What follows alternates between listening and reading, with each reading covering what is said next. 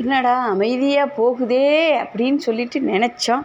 என்ன அவங்கவுங்க சைலண்டாக இருக்கிறாங்க, சைலண்ட் கில்லர் அப்படின்னு நினச்சோம். அதுக்குள்ளே வந்துட்டு வேப்பங்களையை கொடுத்து அட வச்சுட்டாங்க. ஆனால் ராஜபோகம்லாம் இப்படி பண்ணுவாங்க இந்த பிரதர்லாம் அப்படி சொல்லிட்டு நினைக்கல. யூடியூப்பில் இவரை தெரியாதவங்க யாரும் இருக்க மாட்டாங்க. அதிகமாக வந்து சீமான் அவரை பற்றி தான், அவங்க கட்சி சார்ந்த விஷயங்கள் அவரை பற்றி தான் நிறைய பேசுவார். எதுவும் ஒரு பாலியல் மற்ற தமிழ்நாட்டில் ஏதாவது ஒரு முக்கிய நியூஸ் எதுவாக இருந்தாலும் ஒரு நியாயமாக பேசுகிற ஆள். நானும் போய் கமெண்ட் போட்டுக்க. திடீர்னு வந்துட்டு எதுக்கு இந்த மாதிரி ஒரு கீழ்த்தரமான வேலையெல்லாம் செஞ்சாங்கன்னு சொல்லி தெரியலை. இவர் இந்த கொஞ்ச நாளைக்கு முன்னாடி ஒரு குதிரை பழம் தரும் லேகியம் அப்படின்னு சொல்லிட்டு இவங்க யூடியூப் சேனலில் விற்றுருப்பாங்க. பார்த்துருக்கேன் நானும் வந்துட்டு. இதை சாப்பிட்டா நல்லா பலம் தரும், நல்லா பாடி நல்ல 4-5 வந்துட்டு அடுக்கடுக்காக படி மாதிரி வரும் அப்படிங்கிறதெல்லாம் வீடியோ போட்டிருப்பாங்க. ஆனால் எதுக்கு திடீர்னு நெல்சன் அவங்கள பற்றி தெரியும். அவர் ஒரு அட்வொகேட்னு நினைக்கிறேன். அவங்க நிறைய யூடியூப் சேனலில் வீடியோஸ் போடுவாங்க. எல்லாம் இப்போ சோசியல் மீடியாவுன்னே இப்போ எல்லாரும் டிஎம்கே எது நியூஸ் நடக்குதோ அதெல்லாம் பற்றி எல்லாருமே வீடியோ போட்டுக்கிட்டு தான் இருக்கோம். ஆனால் எதுக்கு இவர் பொண்டாட்டி திடீர்னு அவங்க வீட்டுக்கு போயிட்டு பொண்டாட்டியை கூட்டி போய் ஒரே அடாவடி அராஜகம் வெட்டு குத்து அருவாள்லாம் எடுத்துகிட்டு போய் எதுக்கு அவங்கள போய் அடிக்கணும்? அவங்க வீட்டில் உள்ள அம்மாவை, அந்த நெல்சன் அவர்களுடைய அம்மா, அவங்களே முடியாதவங்களாம், அவங்கள அடிச்சிருக்காரு.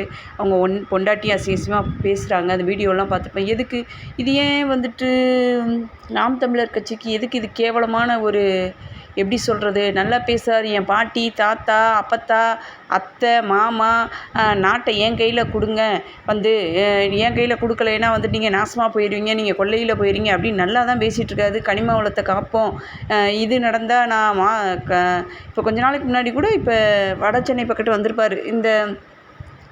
இந்த ஒரு பேட்ரி கட்டினா இந்த ஒரு தொழிற்சாலை கட்டினா இத்தனை மக்கள் பாதிக்கப்படுவாங்க, நான் கட்டையை விட மாட்டேன் அப்படின்னு சொல்லிட்டு. ஆனால் திடீர்னு அப்படியே சைலண்டாக ஆகிட்டு டிவிகேக்கு மட்டும் கொடி பிடிச்சிட்டு பேசினார். நாம் தமிழர் கட்சியில் எல்லாருமே நல்லா பேசுவாங்க, ஓரளவு நல்லாவே இருக்கும். ஆனால் திடீர்னு எதுக்கு எல்லாருடைய பேச்செல்லாம் சைலண்டாக இதை பற்றி இந்த கனிம வளத்தை அது தர்றேன் இது தர்றேன் தீசக்தி டிஎம்கே அப்படிலாம் பேசிகிட்டு இருந்தாங்க. ஆனால் இது வரைக்கும் கொஞ்ச நாள் பேசலை.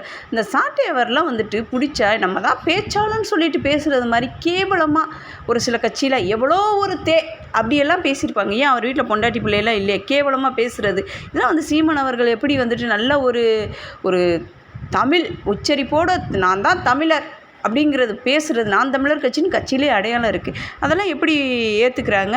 இப்போ இவர் எதுக்கு தேவையில்லாமல் இவரை போய் அடித்து வீட்டில் சண்டை போட்டு போய் ஒரு ஊருக்குள்ளே பூந்து பொண்டாட்டியும் புருஷனும் போய் சண்டை போட்டால் ஊருக்காரங்க விடுவாங்களா? செம்ம மிதி கொடுத்துருக்காங்க. மிதின்னு மிதித்து வேட்டி அவுத்து திடீர்னு அவரை மறைச்சி வச்சுருந்த ஆயுதத்தை அப்போ கொலை முயற்சியோடு தானே போயிருக்காரு. ஆயுதம் எதுக்கு கொண்டு போகணும்? ஒரு கேட்க போகிறவங்க அந்த வீடியோவுக்கு நெல்சன் அவர்கள் ஏதோ வீடியோ போட்டாங்களா, அதுக்கு கேட்டிருக்கலாம். இது ஏன் ஆயுதத்தை அப்போ கொலை முயற்சியோடு தானே போயிருக்காங்க. இது ஏன் தேவையில்லாத கட்சி? அப்போ ஒருவேளை இவங்க தான் ஏவி விட்டுருப்பாங்களோ, அந்த மாதிரி தான் இருக்குமோ. அவரே சொல்லியிருக்காரு, டிஎம்கே பற்றி எவ்வளவோ நான் பேசியிருக்கேன், ஒருத்தர் கூட இது வரைக்கும் வீட்டுக்கு படியேறி வந்தது கிடையாது. ஆனால் இப்படி நாம் தமிழர் கட்சியில் இப்படி இருப்பாங்க அப்படின்னு சொல்லிட்டு எவ்வளோ ஒரு அதெல்லாம் எப்படி சொல்கிறது? இதில் வேறு நீ செத்தாதுக்கு காரணம் நான் தான், உன்னை நான் கொல்லாமல் விட மாட்டேன். அந்த வீடியோவில் அவரே வாக்குமூலம் கொடுத்துருக்காரு, வாயிலே சொல்லியிருக்காரு, அதுக்கான வீடியோ ஆதாரமும் இருக்குது. இது ஏன் கேவலமான இப்போ நல்ல பேர் எடுத்த 5 நிமிஷத்தில் ஒரு கெட்ட பேர் எடுத்தது மாதிரி எவனுமே இனிமேல் மதிக்க மாட்டேன். இவ்வளோ கேவலம் போய் அடுத்தவருக்கு போய் அடி வாங்கிட்டு இருக்கணும்னு அவசியம் என்ன இருக்குது? சொல்லுங்கள் பார்க்கலாம். தயவுசெய்து மக்களை யார் நல்லவன் யார் கெட்டவன் சொல்லிட்டு நம்ப முடியாது. சோசியல் மீடியாவில் வந்தோமா வேடிக்கை பார்த்தோமா அப்படிங்கிறது போகிறது மாதிரி இருங்க. யாரையும் நம்பாதீங்க.